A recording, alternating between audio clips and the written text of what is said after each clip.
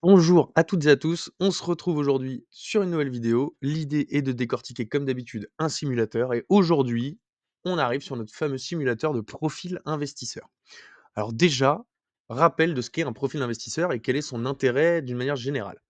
Quand vous allez réaliser un investissement avec un conseiller financier, notamment votre banque, un conseiller en gestion de patrimoine ou autre, tout type d'investissement que vous allez réaliser avec lui doit être soumis à l'élaboration d'un profil investisseur et d'un projet client. Et tout d'abord, on commence par le profil investisseur. Qu'est-ce que c'est? En gros, c'est un petit peu un carnet de notes pour adultes dans lequel vous allez répondre à tout un tas de questions qui vont permettre aux professionnels en face de vous, banquiers, CGP, etc., de pouvoir finalement établir un profil de risque par rapport à vos questions et à vos connaissances, j'ai envie de dire, concernant les produits financiers qui vont vous être proposés. On va le faire directement pour moi, en fonction de mes réponses. Vous allez voir que finalement, ce profil va déterminer ce qu'on appelle une allocation, autrement dit, la répartition que la banque ou le professionnel que vous avez en face de vous vous conseille de mettre en place dans l'investissement que vous allez réaliser avec lui, que ce soit dans une assurance vie, dans un PEA, etc. Prenons donc mon cas en exemple. Donc moi, j'ai 31 ans, donc je me trouve entre 30 et 45 ans. On passe ensuite à la deuxième question, on va nous parler d'horizon d'investissement. Qu'est-ce que ça veut dire? Eh bien, tout simplement, sur quelle durée je souhaite réaliser mon investissement. Dans mon cas, c'est plutôt une durée qui serait long terme, étant donné que je suis jeune et que j'ai du temps devant moi, donc de 5 à 10 ans. Je continue. Et une chose très importante à avoir en tête, les questions sont personnelles. Vous devez répondre personnellement et vous pouvez avoir des réponses différentes en fonction du projet. C'est-à-dire qu'aujourd'hui, je veux placer de l'argent, je réponds à ce profil-là. Dans 6 mois, dans 6 ans, je veux refaire un placement, je refais un profil pour réévaluer mon risque par rapport au projet que j'aurai dans 6 ans, dans 6 mois, dans un an. Donc, quel est le principal objectif d'investissement aujourd'hui? Eh bien, moi, dans mon cas, j'aimerais avoir une croissance plutôt modérée de mon capital. Bon, effectivement, ce qu'il faut comprendre, c'est que si ici je clique sur forte croissance du capital, c'est que mathématiquement, je vais avoir plus de risques. Moi, dans mon cas, je veux une croissance modérée, mais plutôt stable, et avoir, entre guillemets, un risque plutôt limité. Donc, croissance modérée du capital.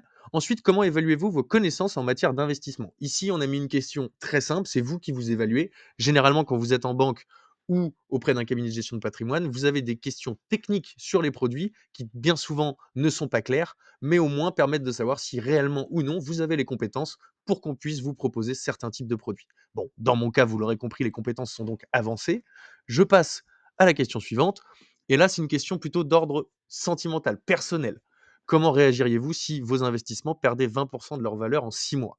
Ça, c'est personnel, ça ne concerne que votre ressenti et l'action que vous mettriez en place si toutefois ce scénario venait à se produire.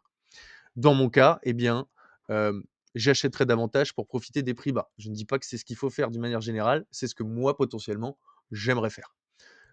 Ensuite, on va nous demander quelle est la part des revenus qu'on investit actuellement. Ça, la question plutôt basique, c'est de dire, par rapport à mon salaire, combien est-ce que je suis capable d'investir tous les mois, par exemple? Eh bien, moi, aujourd'hui, c'est entre 5 et 15. Donc voilà, pareil, vous répondez à cette question. À quelle fréquence pourriez-vous avoir besoin d'accéder à cet argent? Très important, ça va nous permettre de définir le produit. Je vous donne un exemple. Si vous nous dites que finalement, eh bien, vous avez besoin d'argent assez rapidement, je ne vais pas aller vous proposer d'investir sur un PEA. Parce que si vous ne l'avez pas ouvert depuis plus de 5 ans et que vous voulez retirer l'argent, ça va clôturer votre PEA. Donc ce serait un très mauvais conseil. Pareil pour l'assurance vie. Donc en fonction de ces réponses, eh bien, on va pouvoir adapter, le professionnel en face de vous va adapter la solution qui sera la plus adéquate par rapport à votre projet. Donc là, moi, dans mon cas, ce serait par exemple rarement, seulement en cas d'urgence. Et on arrive à notre dernière question, qui est finalement quel rendement annuel moyen vous espérez sur vos investissements? Et on l'a mis quand même à côté. Si vous voulez plus 8, c'est très risqué. Si vous voulez 6 à 8, c'est élevé, etc., etc. Donc là, encore une fois, c'est à vous de mesurer le risque que vous voulez supporter. Moi, dans mon cas, je mets un risque élevé. Et là, vous allez obtenir les résultats. Donc, comment est-ce qu'il faut lire cette notion? Vous avez un profil avec une échelle. On vous dit que finalement, soit vous êtes quelqu'un de prudent, soit vous êtes quelqu'un d'équilibré, en croissance, ou alors là, dynamique. C'est vraiment que vous prenez tous les risques. Et au regard de moi, mon profil croissance, qui n'est pas du tout le même en fonction des questions auxquelles vous répondez, eh bien, on va me donner une allocation d'actifs qu'on me recommanderait à moi si, par exemple, j'avais là tout de suite 1000 euros à investir sur un produit. Eh bien, on me dirait, par exemple, de garder 10% de ces 1000 euros en monétaire et vous avez le détail en dessous, hein, de ce à quoi correspond chaque élément qui est cité dans le profil. Vous avez ensuite 25% d'obligations, 55% d'actions et 10% d'alternatifs. Donc ça, c'est mon questionnaire à moi par rapport à ma situation personnelle.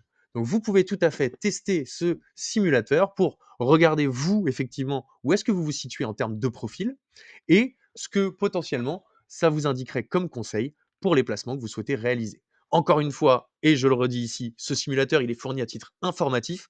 Ça ne constitue pas du tout un conseil personnalisé. Si vous voulez placer de l'argent et aller plus loin, consultez un conseiller financier avant de prendre les décisions d'investissement qui s'imposent. Alors j'espère que ce simulateur vous a plu, qui vous permettra de tester et de mesurer aussi vous votre profil. Je vous dis à très bientôt pour une nouvelle vidéo.